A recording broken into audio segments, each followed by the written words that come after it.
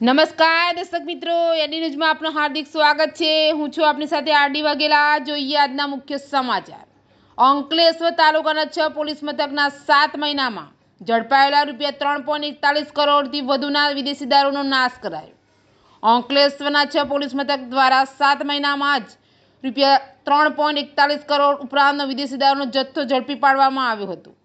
આ જથ્થાનો જીઆઈડીસી સ્થિત યોગી estate DYSP, પ્રાંત અધિકારી અને પોલીસ ઇન્સ્પેક્ટરો સહિતના અધિકારીઓની ઉપસ્થિતિમાં 1.10 લાખથી વધુ બોટલો ઉપરાંત રોડ રોલર ફેરવી નાશ કરાયો હતો।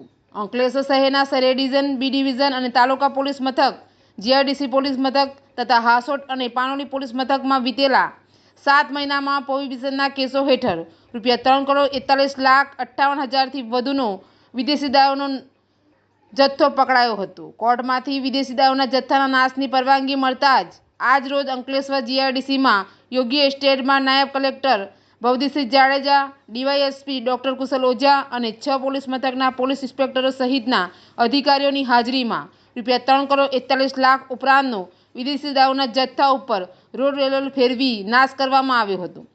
વિદેશી દારૂના નાશ દરમિયાન 6 પોલીસ મથકના પોલીસ કર્મચારીઓ ઉપસ્થિત રહ્યા હતા। એચડી ન્યૂઝ સાથે રિપોર્ટ જયેશ પ્રજાપતિ, અંકલેશ્વર।